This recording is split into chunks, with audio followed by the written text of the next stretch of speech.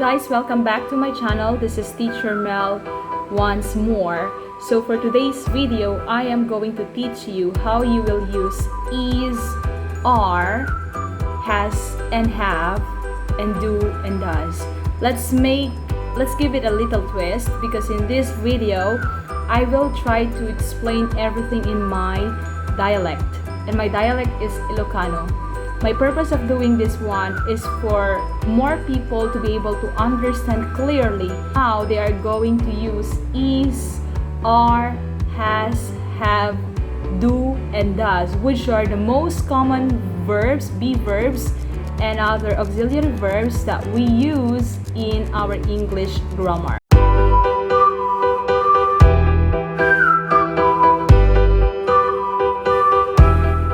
In this video, I'm going to try to use Ilocano to explain the uses of these words, okay, in basic grammar. So, mangrugi tayo na po. Mangrugi tayo iti is, has, can, does. Kano tayo kadiapo nga usaren iti is, has, can, does.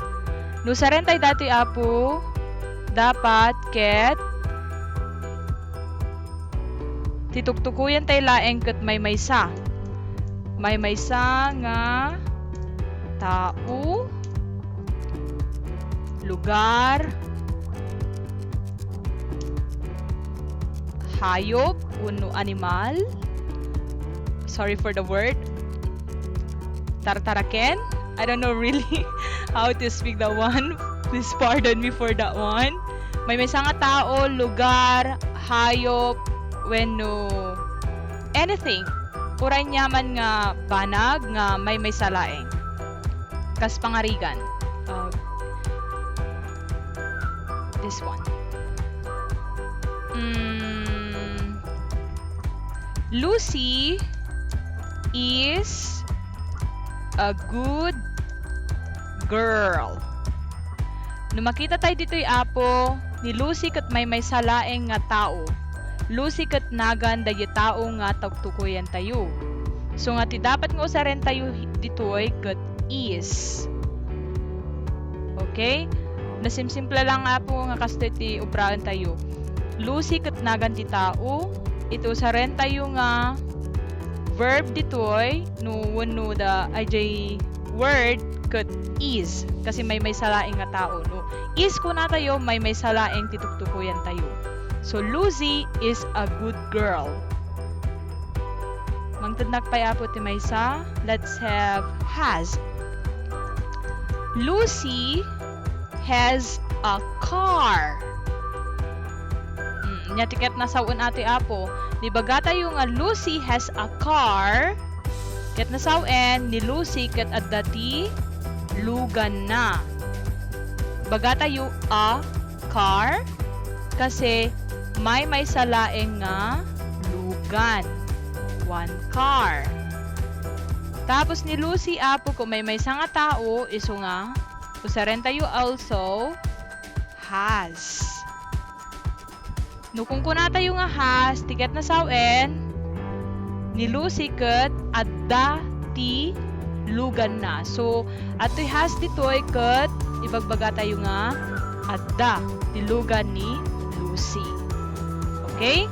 And then the next one, Lucy does the cooking at home. Dito'y apo inusar tayo ket Lucy, may nga tao manen. Usaren tayo dito'y ket does. Ket na saon, ti ubraen ni Lucy jabalayda ket agluto.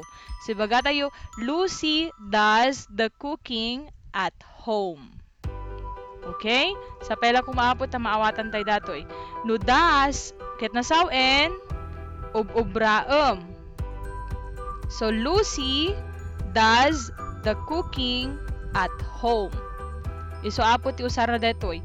Is, has, ken does, ket dapat may salaeng nga tao, lugar, wenno hayop, wenno anyaman nga bagay iti pagtungtungtungan tayo. Now, we're now going to proceed with are, have, and do. So, no are mod, are, have, can do, ibig sabihin, adu nga tao wenno adu nga bagay iti pagtungtungan tayo. Two or many. Duwa wenno adu. People or things.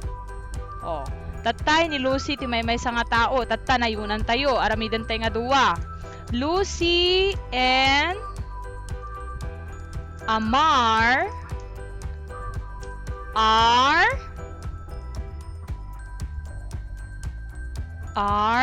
friends. Nung makita tayo dito, inusar tayo ti are. Kasi mano nga tao ti pagtungtungtungan tayo, at dati duwa nga tao. Ni Lucy ti maysa, ni Amar iti may kadwa. Kun dito'y apo, we have to write here friends. At dati S na. Kasi no may salaeng nga gayem ti pagtungtungtungan tayo, ibaga tayo friend. No adumat ti pagtungtungtungan tayo, no duwaw, talo, wano at adupay, dapat at dati S na. Dito ay apo. Kasta. So nga, Lucy and Amar, at the S na di friends na mod. Tapos usaran tayo ti are. Stilan kasimple apo. Anya, next, intay iti have. Lucy and Amar have a car. Ti ko natay dito apo, adati ato niya ti adda kanyada niya. So dito Lucy and Amar, duwa man nga taon. So nga usaron tayo ti have. Kasi ti have, kuna tayo para iti duwa wano adupay nga tao. Kunda toy, have a car, adati may nga luganda nga duwa. One, a car. No ket yumod nga adwan iti cars da, tilugan da kunayo, Lucy and Amar have cars. Dito yun na po, awanan iti ana. No, dikit de cars. Kasi libagatay nga cars, ibig sabihin, adu, duwa, wenno adu. No car mod, may maysa. Pero dapat, ikabil tayo ti a, can, car. Dito eh. Kasi a, ibagbaga natin may maysa, nga lugan. A car. Okay? Next. Intay iti do. Ibagatay dito apo. Lucy and Amar do the cooking at home. Makita yun dito apo. Inusar ko dito yun iti do. Apay nga do. Kasi duwa iti pagtungtungtungan tay nga tao dito eh. Lucy and Amar. At the entity apo, kat ibagbaga tayo, ni Lucy ken ni Amar, ket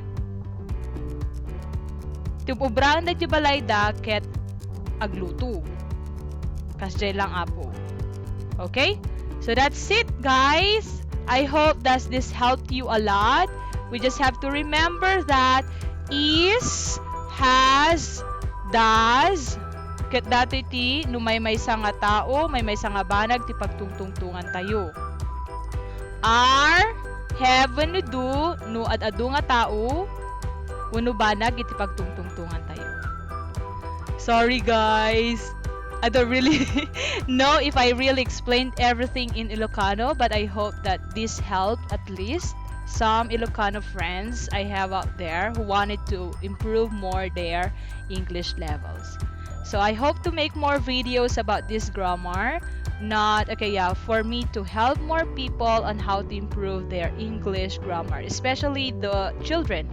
Okay, especially when we want to teach our children, at home. Then I think this video can help you explain to them Okay, the easiest way on how to use some grammar rules in English. Agyaman nak apo, kumatabuyain nyo iti next videos. Goodbye!